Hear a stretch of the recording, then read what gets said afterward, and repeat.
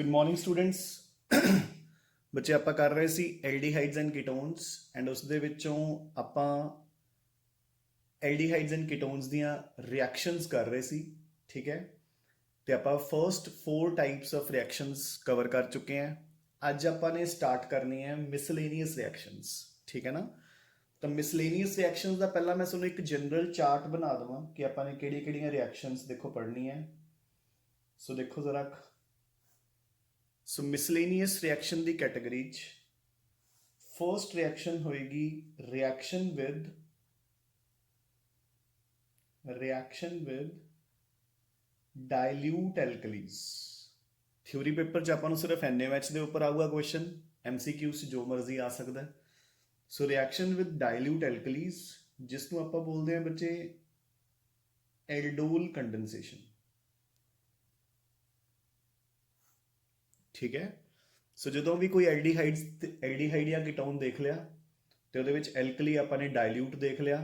ਠੀਕ ਹੈ, dilute NaOH, KOH, barium hydroxide, calcium hydroxide, ਕੁਝ ਵੀ ਹੈ ਨਾ, ਤਾਂ ਨਾਲ ਦੀ ਨਾਲ ਤੁਹਾਡੇ ਦਿਮਾਗ ਤੇ ਸਟ੍ਰਾਈਕ ਕਰਨਾ ਚਾਹੀਦਾ ਹੈ ਕਿ ਕਿਹਦੀ ਗੱਲ ਹੋ ਰਹੀ ਹੈ, ਐਲਡੋਲ ਕੰਡੈਂਸੇਸ਼ਨ ਦੀ। ਫਾਈਨ। ਸਿਮਿਲਰਲੀ ਅਗਰ ਆਪਾਂ ਨੂੰ ਆ ਰਿਹਾ ਹੈ ਕੌਨਸੈਂਟਰੇਟਡ ਐਲਕਲੀ, ਠੀਕ ਹੈ, ਤਾਂ ਫਿਰ ਆਪਣੀ ਸੈਕਿੰਡ ਟਾਈਪ ਆਫ ਰਿਐਕਸ਼ਨਸ ਹੋਣਗੀਆਂ ਜਿਨ੍ਹਾਂ ਨੂੰ ਆਪਾਂ ਬੋਲਦੇ ਹਾਂ ਬੱਚੇ ਕੈਨੀਜ਼ੈਰੋਜ਼ ਰਿਐਕਸ਼ਨ। ਠੀਕ ਹੈ, ਨੈਕਸਟ ਰਿਐਕਸ਼ਨ ਵਿਦ ਐਲੂਮੀਨੀਅਮ ਈਥੋਕਸਾਈਡ ਆਪਾਂ ਉਸ ਨੂੰ ਬੋਲਦੇ ਹਾਂ, ਰਿਐਕਸ਼ਨ ਵਿਦ ਐਲੂਮੀਨੀਅਮ ਈਥੋਕਸਾਈਡ। ਤੇ ਉਹ ਜਿਹੜੀ ਰਿਐਕਸ਼ਨ ਹੁੰਦੀ ਹੈ ਉਸ ਦਾ ਨੇਮ ਹੁੰਦਾ ਹੈ ਟਿਸਚੈਂਕੋਜ਼ reaction. Tischenko's reaction. And finally we have reaction with concentrated H2SO4 ਜਾਂ HCl, ਯਾਨੀ ਕਿ ਬੇਸਿਸ ਦੇ ਨਾਲ ਕਿਹੜੀਆਂ ਰਿਐਕਸ਼ਨ ਸ਼ੋ ਕਰ ਰਹੇ ਨੇ, ਐਲਡੋਲ ਕੰਡੈਂਸੇਸ਼ਨ ਜਾਂ ਕੈਨੀਜ਼ੈਰੋਜ਼, ਤੇ ਐਸਿਡਸ ਦੇ ਨਾਲ the aldehydes ਜਾਂ ketones will show polymerization reactions. So polymerization reactions. So miscellaneous category ਦੇ ਅੰਡਰ ਆਪਾਂ ਨੇ 4 ਟਾਈਪ ਆਫ ਰਿਐਕਸ਼ਨਸ ਪੜ੍ਹਨੀਆਂ ਨੇ, aldol condensation, Cannizzaro's reaction, Tishchenko's reaction, polymerization reactions. From theory point of view ਪਹਿਲੀਆਂ 3 are very important. ਇੱਕ ਤਰ੍ਹਾਂ ਦਾ again ਪਹਿਲਾਂ ਦੀ ਤਰ੍ਹਾਂ ਹੀ ਮੰਨ ਕੇ ਚੱਲੋ ਕਿ ਅਗਰ ਆਪਣੇ ਪਾਸ ਬੱਚੇ 3 ਸੈਟਸ ਆਉਣਗੇ ਜਿਹੜੇ ਤਿੰਨਾਂ ਦੇ ਵਿੱਚ ਇੱਕ ਕੁਐਸਚਨ ਆਉਣ ਦੇ ਚਾਂਸਸ ਆਰ ਵੈਰੀ ਹਾਈ। ਠੀਕ ਹੈ ਨਾ, ਸੋ ਐਲਡੋਲ ਤੇ ਕੈਨੀਜ਼ੈਰੋਜ਼ ਤਾਂ ਇੱਕ 101% ਕੁਐਸਚਨ ਹੈ ਬੱਚੇ +2 ਬੋਰਡਸ ਦਾ। ਪੋਲੀਮਰਾਈਜੇਸ਼ਨ ਜ਼ਿਆਦਾ ਇੰਪੋਰਟੈਂਟ ਹੁੰਦੀਆਂ ਨੇ from competitive exams point of view ਨਾਲ। ਠੀਕ ਹੈ, so now we shall start off with the first miscellaneous reaction, ਜਿਸ ਨੂੰ ਆਪਾਂ ਬੋਲਦੇ ਹਾਂ ਐਲਡੋਲ ਕੰਡੈਂਸੇਸ਼ਨ। ਐਲਡੋਲ ਕੰਡੈਂਸੇਸ਼ਨ ਬੱਚੇ, ਠੀਕ ਹੈ, ਵੈਰੀ ਵੈਰੀ ਵੈਰੀ ਇੰਪੋਰਟੈਂਟ। ਸੋ ਇਹਦੇ ਵਿੱਚ ਕੀ ਯਾਦ ਰੱਖਣੇ ਆ ਪੁਆਇੰਟਸ, ਦੇਖੋ ਰਦੇ। ਸੋ ਵੈਨ ਐਨ ਐਲਡੀਹਾਈਡ ਜਾਂ ਕੀਟੋਨ, ਸੋ ਬੱਚੇ ਜਿਹੜੇ ਪੁਆਇੰਟਸ ਮੈਂ ਲਿਖਵਾ ਰਿਹਾ ਇਹਨਾਂ ਨੂੰ ਚੰਗੀ ਤਰ੍ਹਾਂ ਲਰਨ ਕਰਨਾ ਹੈ ਕਿਉਂਕਿ ਕੈਨੀਜ਼ੈਰੋਜ਼ 'ਚ ਇਸ ਤੋਂ ਐਗਜ਼ੈਕਟਲੀ ਉਲਟਾ ਹੋਏਗਾ। ਠੀਕ ਹੈ ਨਾ, ਸੋ ਵੈਨ ਐਨ ਐਲਡੀਹਾਈਡ ਔਰ ਕੀਟੋਨ having alpha hydrogen atoms, ਸੋ ਜਿਨ੍ਹਾਂ ਦੇ ਕੋਲ ਅਲਫਾ ਹਾਈਡਰੋਜਨ ਐਟਮਸ ਹੋਣਗੇ, ਠੀਕ ਹੈ, is treated with dilute alkalis like dilute NaOH, dilute KOH, etc. ठीक है, 2 molecules of the aldehyde या ketone condense together to form an aldol। ਤਾਂ ਦੋਨੋਂ ਆਪਸ ਵਿੱਚ ਕੰਡੈਂਸ ਹੋ ਕੇ ਕੀ ਬਣ ਜਾਏਗਾ, ਐਲਡੋਲ। ਕਿੱਦਾਂ ਕੰਡੈਂਸ ਹੋਣਗੇ ਉਹ ਮੈਂ ਦੱਸਾਂਗਾ। ਸੋ ਟੂ ਫਾਰਮ ਐਨ ਐਲਡੋਲ, ਉਸ ਤੋਂ ਬਾਅਦ ਨੈਕਸਟ ਪੁਆਇੰਟ ਜਿਹੜਾ ਇਹ ਐਲਡੋਲ ਬਣ ਗਿਆ, the aldol on heating loses a water molecule to yield an alpha beta unsaturated aldehyde या कीटोन। सो ਜਿਹੜਾ ਉਹ ਐਲਡੋਲ ਬਣ ਜਾਏਗਾ ਜਦੋਂ ਆਪਾਂ ਉਸ ਨੂੰ ਹੀਟ ਕਰਾਂਗੇ ਤਾਂ ਆਪਣੇ ਵਿੱਚੋਂ ਇੱਕ ਵਾਟਰ ਮੋਲੀਕਿਊਲ ਲੂਜ਼ ਕਰਕੇ ਕੀ ਬਣ ਜਾਏਗਾ ਐਲਫਾ ਬੀਟਾ ਅਨਸੈਚੁਰੇਟਡ ਐਲਡੀਹਾਈਡ ਜਾਂ ketone. So these points you need to remember very nicely. ਠੀਕ ਹੈ, ਹੁਣ ਮੈਂ ਤੁਹਾਨੂੰ ਇਹ ਰਿਐਕਸ਼ਨ ਦੀ ਫਾਰਮ ਚ ਐਕਸਪਲੇਨ ਕਰਦਾ ਬੱਚੇ। ਸੋ ਦੇਖੋ ਜ਼ਰਾ। ਸੋ ਆਪਾਂ ਸਟਾਰਟ ਕਰਦੇ ਹਾਂ with an example of the first aldehyde known as acetaldehyde ਰਾਜੇ। ਠੀਕ ਹੈ, ਆਪਣੇ ਕੋਲ ਐਸੀਟੈਲਡੀਹਾਈਡ ਹੈ। ਠੀਕ ਹੈ ਨਾ। ਸੋ ਹੁਣ ਦੇਖੋ, ਸਪੋਜ਼ ਤੁਹਾਨੂੰ ਕੁਐਸਚਨ ਆਉਂਦਾ ਹੈ what happens when acetaldehyde is treated with dilute NaOH। ਠੀਕ ਹੈ, ਤਾਂ ਆਟੋਮੈਟਿਕਲੀ ਤੁਸੀਂ ਇੱਕ ਹੋਰ ਮੋਲੀਕਿਊਲ ਲਓਗੇ। ਸੋ ਦੇਖੋ ਇਹਦੇ ਕੋਲੇ ਐਲਫਾ ਹਾਈਡਰੋਜਨਸ ਹੈਗੇ ਆ ਨਾ। ਦੇਖੋ ਆਹ ਫੰਕਸ਼ਨਲ ਗਰੁੱਪ ਹੈ ਇਸਦਾ CHO। ਇਹਦੇ ਨਾਲ ਵਾਲਾ ਕਾਰਬਨ ਐਲਫਾ ਕਾਰਬਨ ਦੇ ਉੱਪਰ 3 ਹਾਈਡਰੋਜਨਸ ਲੱਗੇ ਹੋਏ ਨੇ। So it is an aldehyde which has alpha hydrogen atoms. ਠੀਕ ਹੈ, ਸੋ ਹੁਣ ਦੇਖੋ ਤਾਂ ਇੱਕ ਮੋਲੀਕਿਊਲ ਦਾ ਐਲਫਾ ਹਾਈਡਰੋਜਨ ਦੂਸਰੇ ਮੋਲੀਕਿਊਲ ਦੇ ਫੰਕਸ਼ਨਲ ਗਰੁੱਪ ਦੇ O ਦੇ ਨਾਲ ਜਾ ਕੇ ਅਟੈਚ ਹੋ ਜਾਊਗਾ। ਠੀਕ ਹੈ, ਸੋ ਬੱਚੇ ਧਿਆਨ ਰੱਖਣਾ ਹੈ। ਦੇਖੋ ਇੱਕ ਦਾ ਐਲਫਾ ਦੂਸਰੇ ਦਾ ਫੰਕਸ਼ਨਲ ਗਰੁੱਪ। ਠੀਕ ਹੈ, ਸੋ ਦੇਖੋ ਕੀ ਬਣੇਗਾ। ਮੈਂ ਇੱਥੋਂ ਲਿਖਣਾ ਸ਼ੁਰੂ ਕਰੂੰਗਾ CH3 ਤੋਂ। ਸੋ ਦੇਖੋ ਪ੍ਰੋਡਕਟ ਕੀ ਬਣਿਆ CH3 CH as it is, double bond O ਸੀਗਾ ਤਾਂ O ਦਾ ਕੀ ਬਣ ਗਿਆ OH। ਕਲੀਅਰ। ਠੀਕ ਹੈ, ਸੋ ਐਜ਼ ਅ ਰਿਜ਼ਲਟ ਇਸ ਕਾਰਬਨ ਦਾ ਇੱਕ ਬੌਂਡ ਖਾਲੀ ਹੋ ਗਿਆ। 3 ਬੌਂਡ ਹੈ ਨਾ ਹੁਣ ਕਾਰਬਨ ਦੇ, ਤੇ ਇਧਰੋਂ ਇਸ ਕਾਰਬਨ ਦਾ ਵੀ ਇੱਕ ਬੌਂਡ ਖਾਲੀ ਹੋ ਜਾਊਗਾ ਜਦੋਂ CH2 ਰਹਿ ਜਾਊਗਾ। ਉਹ CH2 ਜਾ ਕੇ ਇੱਥੇ ਅਟੈਚ ਹੋ ਜਾਊਗਾ। ਡਨ। ਸੋ ਇਹ ਜਿਹੜਾ ਕੰਪਾਊਂਡ ਬਣ ਗਿਆ ਇਸ ਨੂੰ ਆਪਾਂ ਬੋਲਦੇ ਆ ਐਲਡੋਲ। ਕਿਉਂ? ਕਿਉਂਕਿ ਇਹਦੇ ਚ 2 ਫੰਕਸ਼ਨਲ ਗਰੁੱਪਸ ਹੈ, ਇੱਕ ਐਲਡੀਹਾਈਡ ਇੱਕ ਐਲਕੋਹਲ। ਸੋ ਐਲਡੋਲ। ਠੀਕ ਹੈ, ਹਾਂਜੀ। ਹੁਣ ਉਸ ਤੋਂ ਬਾਅਦ ਆਪਾਂ ਨੇ ਕੀ ਲਿਖਿਆ ਸੀ, ਹੁਣ ਆਪਾਂ ਇਸ ਨੂੰ ਹੀਟ ਕਰਾਂਗੇ ਤਾਂ ਇਹ ਆਪਦੇ ਚੋਂ ਵਾਟਰ ਮੋਲੀਕਿਊਲ ਰਿਲੀਜ਼ ਕਰੂਗਾ। ਕਿਵੇਂ ਕਰੂਗਾ? ਦੇਖੋ OH ਇੱਥੋਂ, H ਨਾਲ ਵਾਲੇ ਕਾਰਬਨ ਤੋਂ, ਤਾਂ ਨਾਲ ਵਾਲਾ ਕਾਰਬਨ ਇੱਧਰਲਾ ਵੀ ਹੈ ਤੇ ਇੱਧਰਲਾ ਵੀ ਹੈ। ਬਟ ਆਪਾਂ ਨੂੰ ਪਤਾ ਹੈ ਇੱਧਰ ਵਾਲਾ ਪ੍ਰਾਇਮਰੀ ਹੈ, ਇੱਧਰ ਵਾਲਾ secondary.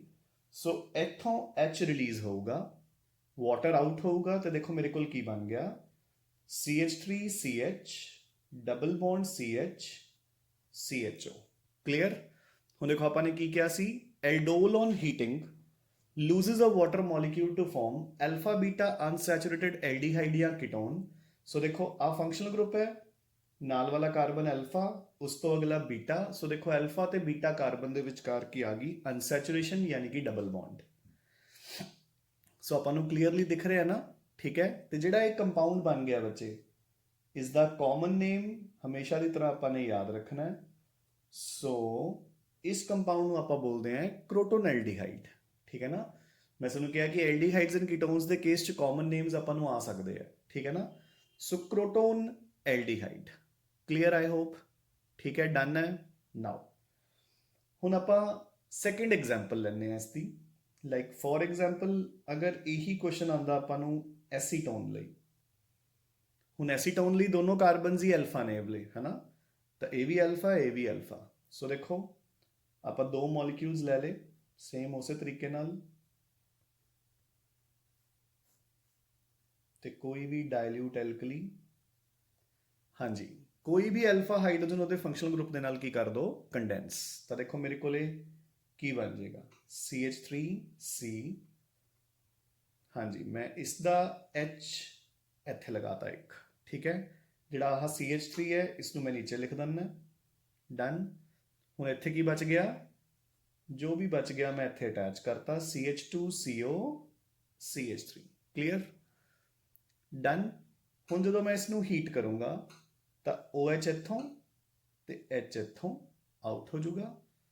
So water molecule will be lost ਤੇ ਮੇਰਾ ਪ੍ਰੋਡਕਟ ਕੀ ਬਣ ਗਿਆ CH3C CH3 double bond CH C double bond O CH3।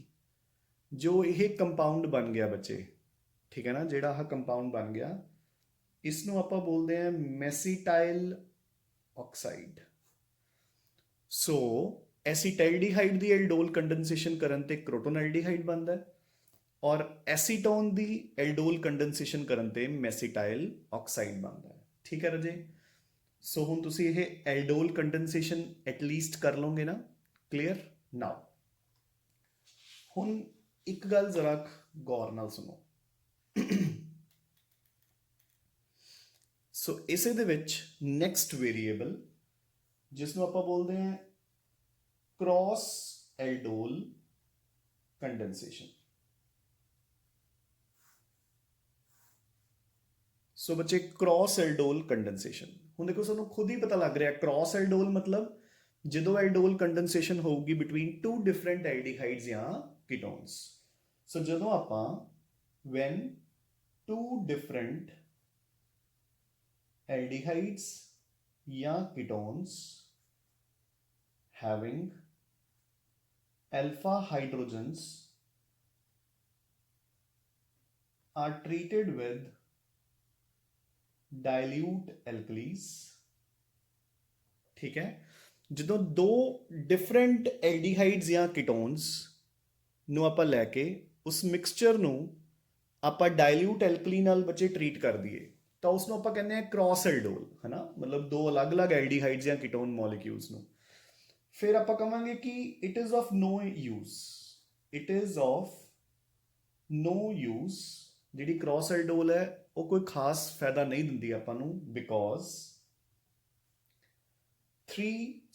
because 4 different products are obtained।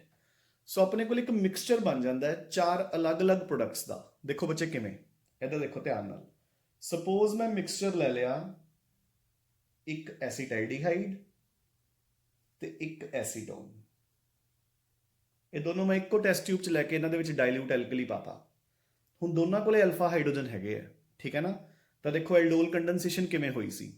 ਐਲਡੋਲ ਕੰਡੈਂਸੇਸ਼ਨ ਹੋਈ ਸੀ ਕਿ ਇੱਕ ਮੋਲੀਕਿਊਲ ਦਾ ਫੰਕਸ਼ਨਲ ਗਰੁੱਪ ਤੇ ਦੂਸਰੇ ਮੋਲੀਕਿਊਲ ਦਾ ਅਲਫਾ ਹਾਈਡਰੋਜਨ ਆਪਸ 'ਚ ਕੰਡੈਂਸ ਕਰ ਜਾਂਦੇ ਨੇ। ਹੁਣ ਇੱਥੇ 4 ਪੋਸੀਬਿਲਿਟੀਜ਼ ਬਣ ਗਈਆਂ, ਦੇਖੋ ਕਿਵੇਂ।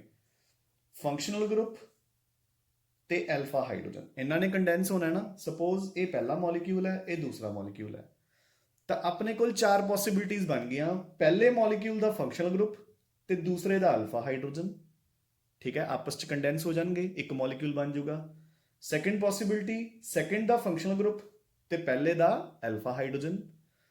ਤੀਸਰੀ ਪੋਸੀਬਿਲਿਟੀ ਜਿਵੇਂ ਆਪਾਂ ਨੇ ਪਿੱਛੇ ਕੀਤਾ, ਪਹਿਲੇ ਦਾ ਫੰਕਸ਼ਨਲ ਗਰੁੱਪ ਤੇ ਪਹਿਲੇ ਦਾ ਹੀ ਅਲਫਾ ਹਾਈਡਰੋਜਨ, ਮਤਲਬ ਦੋ ਐਸੀਟੈਲਡੀਹਾਈਡ ਆਪਸ 'ਚ ਕੰਡੈਂਸ ਕਰ ਜਾਣਗੇ। ਤੇ ਚੌਥੀ ਪੋਸੀਬਿਲਿਟੀ, ਦੋ ਕੀਟੋਨਸ ਆਪਸ ਵਿੱਚ ਕੰਡੈਂਸ ਕਰ ਜਾਣਗੇ, ਠੀਕ ਹੈ ਨਾ। ਸੋ ਮੇਰੇ ਕੋਲ 4 ਅਲੱਗ-ਅਲੱਗ ਕੰਪਾਊਂਡਸ ਦਾ ਮਿਕਸਚਰ ਬਣ ਗਿਆ। ਹੁਣ ਮੈਂ ਉਸ ਤੋਂ ਬਾਅਦ ਇਸ ਨੂੰ ਆਈਸੋਲੇਟ ਕਰਦਾ ਫਿਰੂੰਗਾ। ਸੋ ਬੱਚੇ ਕ੍ਰੋਸ ਐਲਡੋਲ ਦੀ ਕੋਈ ਇੰਪੋਰਟੈਂਸ ਨਹੀਂ ਹੁੰਦੀ ਜਦੋਂ ਦੋਨੋਂ ਐਲਡੀਹਾਈਡਸ ਜਾਂ ਕੀਟੋਨ ਮੋਲੀਕਿਊਲਸ ਕੋਲ ਆਪਣੇ ਆਪਣੇ ਅਲਫਾ ਹਾਈਡਰੋਜਨਸ ਹੁੰਦੇ ਆ। ਫਿਰ ਆਪਾਂ ਇਸ ਨੂੰ ਪੜ੍ਹ ਕਿਉਂ ਰਹੇ ਹਾਂ, ਠੀਕ ਹੈ ਨਾ। ਆਪਾਂ ਇਸ ਨੂੰ ਤਾਂ ਪੜ੍ਹ ਰਹੇ ਹਾਂ ਕਿਉਂਕਿ, ਹੁਣ ਅੱਗੇ ਸੁਣੋ,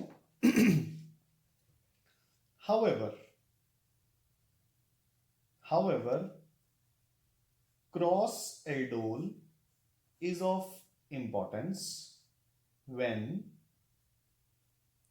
one molecule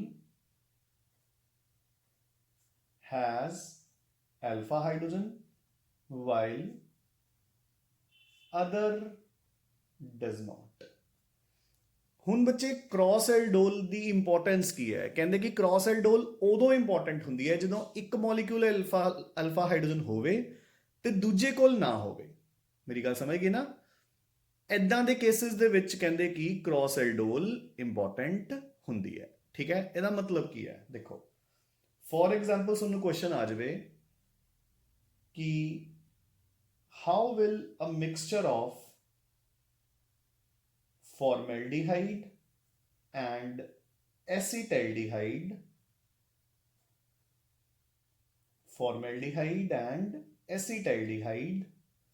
react with dilute alkali, ਠੀਕ ਹੈ। ਸੋ ਹੁਣ ਧਿਆਨ ਨਾਲ ਦੇਖੋ, ਜਿਹੜਾ ਐਸੀਟੈਲਡੀਹਾਈਡ ਹੈ ਉਹਦੇ ਕੋਲ ਤਾਂ ਅਲਫਾ ਹਾਈਡਰੋਜਨ ਹੈਗੀ ਹੈ, ਫਾਰਮੈਲਡੀਹਾਈਡ ਕੋਲ ਹੈ ਨਹੀਂ ਕਿਉਂਕਿ ਉਹਦੇ ਕੋਲ ਤਾਂ ਅਲਫਾ ਕਾਰਬਨ ਹੀ ਹੈ ਨਹੀਂ, ਠੀਕ ਹੈ ਨਾ। ਸੋ ਇਹ ਵਿਦ ਅਲਫਾ, ਇਹ ਵਿਦਆਊਟ ਅਲਫਾ ਹਾਈਡਰੋਜਨ। ਤਾਂ ਇਹੋ ਜਿਹੇ ਕੇਸ 'ਚ ਕੀ ਹੋਊਗਾ, ਸਿਰਫ ਇੱਕੋ ਹੀ ਪ੍ਰੋਡਕਟ ਬਣੂਗਾ, ਕਿਹੜਾ, ਇਹਦਾ ਅਲਫਾ ਹਾਈਡਰੋਜਨ ਇਹਦੇ ਫੰਕਸ਼ਨਲ ਗਰੁੱਪ ਦੇ ਨਾਲ ਜਾ ਕੇ ਮਿਲ ਜੂਗਾ, ਇਹ ਆਪਸ 'ਚ ਨਹੀਂ ਕੰਡੈਂਸ ਕਰੂਗਾ ਬੱਚੇ, ਠੀਕ ਹੈ ਨਾ।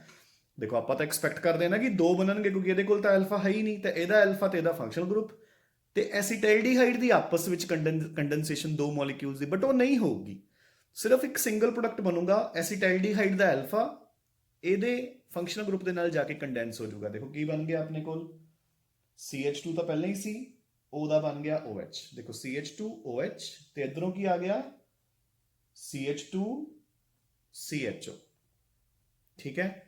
ਸਿਮਿਲਰਲੀ ਜਦੋਂ ਇਸ ਨੂੰ ਹੀਟ ਕਰੋਗੇ ਤਾਂ OH ਤੇ H ਵਾਟਰ ਜਾਊਗਾ ਬਾਹਰ, ਆਪਣੇ ਕੋਲ ਬਣ ਜੂ CH2 double bond CH CHO। ਇਸ ਕੰਪਾਊਂਡ ਨੂੰ ਆਪਾਂ ਕਾਮਨਲੀ ਬੋਲਦੇ ਹਾਂ ਐਕਰੋਲੀਨ, ਠੀਕ ਹੈ। ਸੋ ਇਹੋ ਜਿਹੇ ਕੇਸਿਸ ਦੇ ਵਿੱਚ ਆਪਣੇ ਕੋਲ ਬੱਚੇ ਇੱਕ ਸਿੰਗਲ ਪ੍ਰੋਡਕਟ ਹੀ ਬਣੂਗਾ। ਡਨ। ਅਨਦਰ ਐਗਜ਼ਾਮਪਲ, ਸਪੋਜ਼ ਇਹੀ ਕੁਐਸਚਨ ਆਪਾਂ ਨੂੰ ਆਉਂਦਾ ਹੈ ਕਿ what happens when benzaldehyde is treated with acetaldehyde in the presence of dilute alkalis। ਤਾਂ ਹੁਣ ਦੇਖੋ ਇਹਦੇ ਕੋਲ ਅਲਫਾ ਹਾਈਡਰੋਜਨ ਹੈਗੀ ਹੈ, ਇਹਦੇ ਕੋਲ ਨਹੀਂ ਹੈਗੀ। ਦੇਖੋ ਫੰਕਸ਼ਨਲ ਗਰੁੱਪ ਦੇ ਨਾਲ ਵਾਲਾ ਕਾਰਬਨ ਆਵਲਾ ਹੈ, ਤਾਂ ਇਹਦੇ ਕੋਲੇ ਕੋਈ ਹਾਈਡਰੋਜਨ ਨਹੀਂ ਲੱਗੀ ਹੋਈ, ਠੀਕ ਹੈ ਨਾ। ਸੋ ਇਸ ਦਾ ਅਲਫਾ ਹਾਈਡਰੋਜਨ ਇਹਦੇ ਫੰਕਸ਼ਨਲ ਗਰੁੱਪ ਦੇ ਨਾਲ ਜਾ ਕੇ ਕੰਡੈਂਸ ਕਰ ਜੂਗਾ, ਆਪਣੇ ਕੋਲ ਬਣ ਜੂ CH ਦੇ ਨਾਲ ਲੱਗ ਜੂਗਾ OH CH2CHO। ਸੋ ਐਲਡੋਲ ਬਣ ਗਿਆ। ਉਸ ਤੋਂ ਬਾਅਦ ਜਦੋਂ ਇਸ ਨੂੰ ਹੀਟ ਕਰੋਗੇ ਤਾਂ OH ਇੱਥੋਂ ਤੇ H ਇੱਥੋਂ, ਵਾਟਰ ਬਾਹਰ, ਤੇ ਆਪਣੇ ਕੋਲ ਬਣ ਗਿਆ CH double bond CH CHO, ਠੀਕ ਹੈ। ਇਸ ਨੂੰ ਬੱਚੇ ਆਪਾਂ ਬੋਲਦੇ ਹਾਂ ਕਾਮਨਲੀ ਸਿਨੈਮਿਕ ਐਸਿਡ, ਸਿਨੈਮਿਕ ਐਸਿਡ, ਠੀਕ ਹੈ ਨਾ। ਤੇ ਇੱਕ ਚੀਜ਼ ਹੋਰ ਧਿਆਨ 'ਚ ਰੱਖਣੀ ਹੈ, ਠੀਕ ਹੈ ਨਾ, ਜ਼ਰਾ ਗੌਰ ਨਾਲ ਸੁਣ ਲਓ। ਜਿਹੜੀ ਇੱਦਾਂ ਦੀ ਐਲਡੋਲ ਕੰਡੈਂਸੇਸ਼ਨ ਹੁੰਦੀ ਹੈ, ਜਿਹੜੀ ਇੱਦਾਂ ਦੀ ਕ੍ਰਾਸ ਐਲਡੋਲ ਕੰਡੈਂਸੇਸ਼ਨ ਹੁੰਦੀ ਹੈ ਜਿੱਥੇ ਇੱਕ ਐਲਡੀਹਾਈਡ ਕੀ ਹੋਵੇ, ਐਰੋਮੈਟਿਕ, ਦੂਜਾ ਕੀ ਹੋਵੇ, ਐਲੀਫੈਟਿਕ, ਤਾਂ ਇੱਦਾਂ ਦੀ ਕ੍ਰਾਸ ਐਲਡੋਲ ਨੂੰ ਆਪਾਂ ਇੱਕ ਸਪੈਸ਼ਲ ਨੇਮ ਦੇ ਦਿੰਦੇ ਹਾਂ ਜਿਹਨੂੰ ਆਪਾਂ ਬੋਲਦੇ ਹਾਂ ਜਾਂ ਤਾਂ ਕਲੇਜ਼ਨ ਕੰਡੈਂਸੇਸ਼ਨ ਜਾਂ ਫਿਰ ਕਲੇਜ਼ਨ ਸ਼ਮਿਟ ਕੰਡੈਂਸੇਸ਼ਨ, ਜਾਂ ਤਾਂ ਬੱਚੇ ਸਿੰਪਲੀ ਕਲੇਜ਼ਨ ਕੰਡੈਂਸੇਸ਼ਨ ਜਾਂ ਫਿਰ ਕਲੇਜ਼ਨ ਸ਼ਮਿਟ ਕੰਡੈਂਸੇਸ਼ਨ। ਸੋ ਅਨਦਰ ਨੇਮਿੰਗ ਰਿਐਕਸ਼ਨ, ਅਗਰ ਆਪਾਂ ਨੂੰ ਉੱਥੇ ਐਗਜ਼ਾਮ 'ਚ ਕੁਐਸਚਨ ਆਉਂਦਾ ਹੈ ਕਿ ਵਾਟ ਡੂ ਯੂ ਮੀਨ ਬਾਈ ਕਲੇਜ਼ਨ ਸ਼ਮਿਟ ਕੰਡੈਂਸੇਸ਼ਨ, ਆਪਾਂ ਬੋਲਾਂਗੇ ਕਿ the cross aldol condensation where one of the aldehydes or ketones is aromatic while the other one is aliphatic is known as Claisen-Schmidt condensation, ठीक है, या Claisen condensation या फिर Claisen-Schmidt condensation। सो हो गया बच्चे, समझ आ गया, easy, ठीक है। नाउ ਹੁਣ इसी ਦਾ ਇੱਕ ਹੋਰ वेरिएबल ਆਪਾਂ ਨੇ ਕਰਨਾ ਹੈ ਬਸ लास्ट, ठीक है ना। ਸੋ ਦੇਖੋ ਰਦੇ, ਸੋ ਸਾਇੰਟਿਸਟਸ ਨੇ ਅੱਗੇ ਕੀ ਕਿਹਾ ਕਿ ਜਿੱਦਾਂ ਐਲਡੀਹਾਈਡਸ ਤੇ ਕੀਟੋਨਸ ਕਾਰਬੋਨਾਈਲ ਕੰਪਾਊਂਡਸ ਨੇ C ਡਬਲ ਬੌਂਡ O, ਹਨਾ, ਤਾਂ ਜਿਹੜੇ ਹੋਰ ਕਾਰਬੋਨਾਈਲ ਕੰਪਾਊਂਡਸ ਹੈ ਜਿਵੇਂ ਕਿ ਐਸਟਰਸ, ਐਨਹਾਈਡਰਾਈਡਸ, ਐਸਿਡਸ, ਕੀ ਉਹ ਵੀ ਐਲਡੋਲ ਕੰਡੈਂਸੇਸ਼ਨ ਸ਼ੋ ਕਰ ਸਕਦੇ ਆ। ਤਾਂ ਉਹਨਾਂ ਨੇ ਚੈੱਕ ਕੀਤਾ, ਉਹਨਾਂ ਨੇ ਕੀ ਕੀਤਾ ਕਿ ਇੱਕ ਤਾਂ ਲੈ ਲਿਆ ਐਲਡੀਹਾਈਡ ਜਾਂ ਕੀਟੋਨ ਜਿਵੇਂ ਕਿ ਬੈਂਜ਼ੈਲਡੀਹਾਈਡ, ਦੂਸਰਾ ਲੈ ਲਿਆ ਇੱਕ ਐਸਿਡ ਡੈਰੀਵੇਟਿਵ ਜਿੱਦਾਂ ਕਿ ਐਸੀਟਿਕ ਐਨਹਾਈਡਰਾਈਡ, ਠੀਕ ਹੈ। ਦੇਖੋ ਇਹਦੇ ਕੋਲ ਵੀ C ਡਬਲ ਬੌਂਡ O ਹੈ, ਤਾਂ ਇਹਦੇ ਨਾਲ ਵਾਲਾ ਕਾਰਬਨ ਵੀ ਤਾਂ ਅਲਫਾ ਹੀ ਹੋਇਆ ਤੇ alpha hydrogens. So this is your benzaldehyde and this is your acetic anhydride रहे, ठीक है। तो उन्होंने इस मिक्सचर ਨੂੰ ट्रीट करता विद डाइल्यूट एल्कली, ठीक है।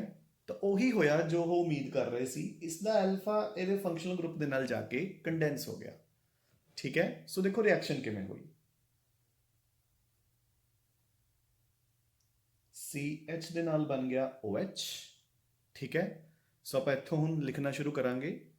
ਸੋ CH2 C double bond O C double bond O CH3, ਠੀਕ ਹੈ।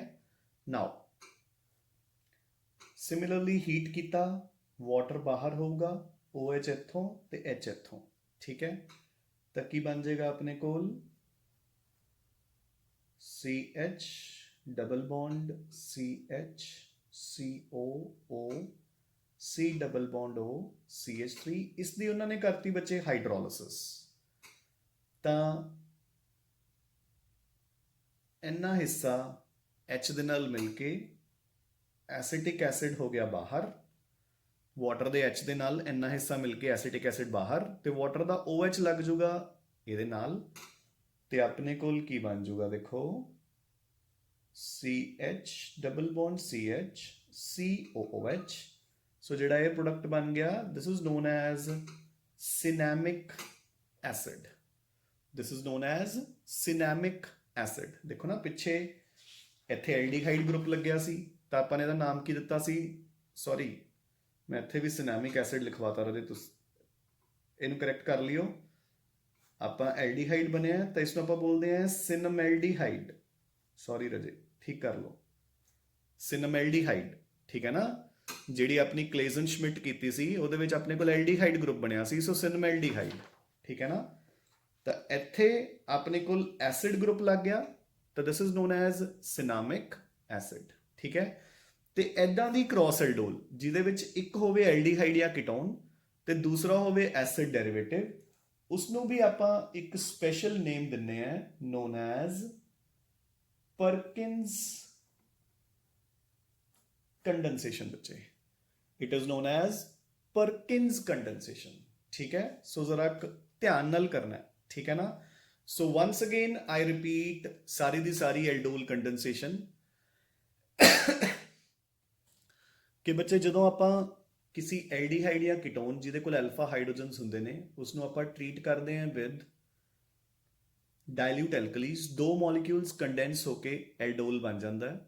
ਜਿਹੜਾ ਉਹ ਐਲਡੋਲ ਬਣ ਗਿਆ ਉਸਨੂੰ ਆਪਾਂ ਹੀਟ ਕਰਾਂਗੇ ਤਾਂ ਉਹਦੇ ਵਿੱਚੋਂ ਵਾਟਰ ਮੋਲੀਕਿਊਲ ਰਿਲੀਜ਼ ਹੋ ਜਾਊਗਾ, and that is known as ਜੋ ਪ੍ਰੋਡਕਟ ਬਣ ਜਾਏਗਾ that is known as alpha beta unsaturated aldehyde ਜਾਂ ਕੀਟੋਨ, ਠੀਕ ਹੈ।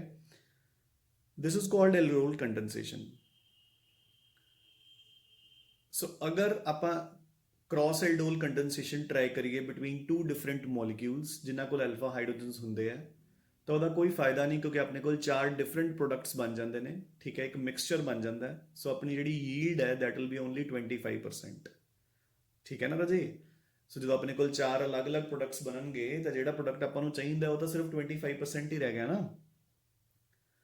ਸੋ ਆਪਾਂ ਕ੍ਰੋਸ ਐਲਡੋਲ ਉਦੋਂ ਯੂਜ਼ ਕਰਦੇ ਹਾਂ ਜਦੋਂ ਇੱਕ ਐਲਡੀਹਾਈਡ ਜਾਂ ਕੀਟੋਨ ਕੋਲ ਐਲਫਾ ਹਾਈਡਰੋਜਨ ਹੋਵੇ ਤੇ ਦੂਸਰੇ ਕੋਲ ਨਾ ਹੋਵੇ, ਠੀਕ ਹੈ ਨਾ।